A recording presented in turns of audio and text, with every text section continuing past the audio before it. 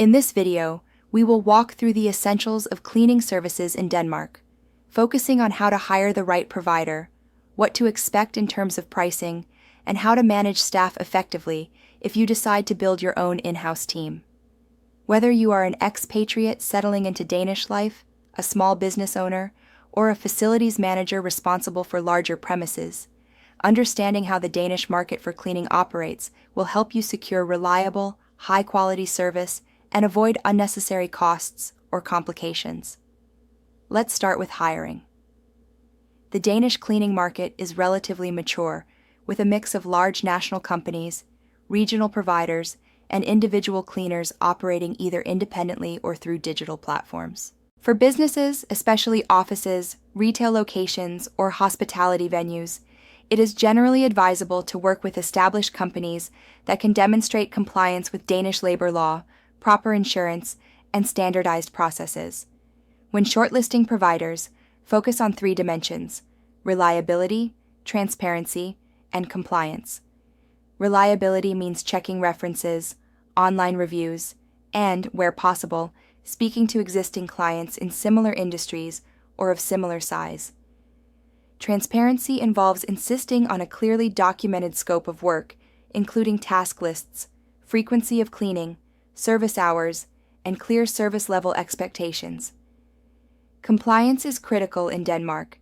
You should verify that the provider follows collective agreements where applicable, pays staff correctly, and has appropriate liability insurance, particularly for work in offices, warehouses, or customer-facing spaces. For private households, the process is similar, but often more informal. You might use local platforms or agencies that match you with vetted cleaners, or you may hire an individual directly based on recommendations from neighbors or colleagues. In either case, it is important to clarify early on whether the arrangement is formal employment or a service agreement with a self-employed cleaner. Denmark places strong emphasis on correct registration and taxation, so ensuring that the cleaner is registered and income is declared will protect you from potential legal or tax issues. Written agreements, even simple ones, are highly recommended. They should specify tasks, frequency, hourly rates or fixed prices, notice periods, and what happens in case of absence or damage. Turning to pricing, cleaning services in Denmark are generally more expensive than in many other countries, reflecting higher wages, strong worker protections, and relatively high living costs. For private homes, hourly rates for legal, registered cleaning typically fall into a mid to high range compared with the rest of Europe. You can expect to pay a premium for evening or weekend work, cleaning that involves specialized equipment, or tasks beyond standard dusting, vacuuming, and bathroom or kitchen cleaning. Some providers will offer fixed price packages for, say, a 2-hour weekly clean in an average-sized apartment, while others will quote only by the hour, sometimes with a minimum number of hours per visit. For businesses, the pricing model often shifts from hourly rates to a price per square meter or a monthly contract covering a defined scope. Here, factors that influence cost include floor space, the type of premises, how intensively the space is used, and the required frequency of cleaning. For example, a small office with standard desk setups and limited foot traffic will typically cost less per square meter than a restaurant kitchen, a medical clinic, or a logistics facility with complex hygiene or safety requirements. You should expect providers to perform a site visit before offering a serious quote. If they do not, that's a red flag. When evaluating offers, avoid focusing solely on the lowest price. Instead, compare what is included, how often high-touch areas will be disinfected, whether consumables like soap, paper towels, and trash bags are included, how often deep cleaning is scheduled, and what response times you can expect for ad hoc tasks or complaints. Also, consider the value of stability. Long-term contracts with clear indexation clauses linked to Danish cost of living adjustments or collective agreements can provide predictable pricing while ensuring staff wages keep pace with regulations and market norms. If you decide to employ cleaning staff directly, whether in a company setting or as a household employer, There are several staffing and management considerations that are particularly important in the Danish context. First, recruitment should focus on attitude, reliability, and basic communication skills, not just prior experience. Cleaning work is often done outside normal hours, so punctuality and trustworthiness are paramount. Make sure job postings clearly outline working hours, locations, physical demands, and whether early mornings, late evenings, or weekends are required.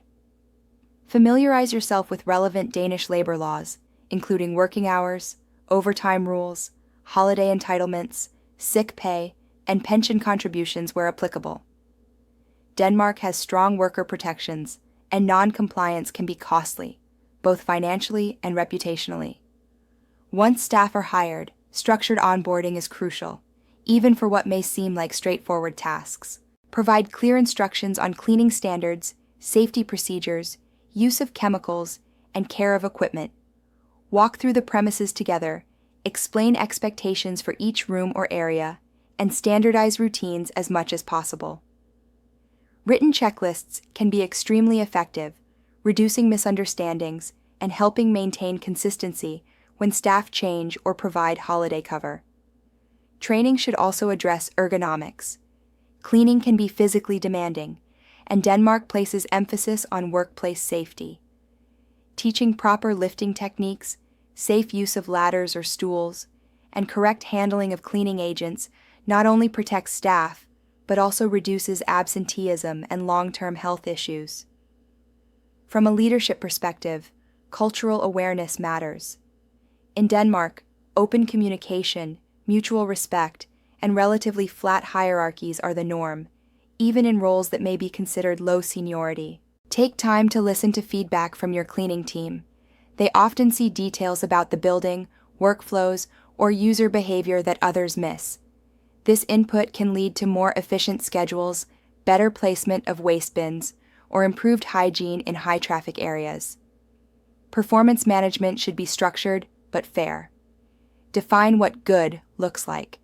For example, clear floors and surfaces, spotless bathrooms, empty bins, and no visible dust in agreed areas. Periodically walk the premises and review outcomes together, focusing on constructive feedback, recognition of good work, and specific guidance where improvements are needed. In larger setups, consider simple KPIs such as number of complaints, response time to issues, or completion of scheduled deep cleans, but avoid creating metrics that encourage staff to rush or cut corners. Finally, think about the broader value that professional cleaning provides in Denmark's work and living environment. In offices, a clean, orderly space signals respect for employees and can positively influence productivity and well-being. For customer-facing businesses, it is a direct component of brand perception. For households, it is often the difference between constant low-level stress and a more balanced daily life, particularly for families where both adults work full-time. By choosing reputable providers or managing your own staff thoughtfully, aligning expectations through clear agreements, and respecting the legal and cultural context of the Danish labor market, you can secure a high standard of cleanliness that supports health, comfort, and reputation, while maintaining cost control and minimizing risk.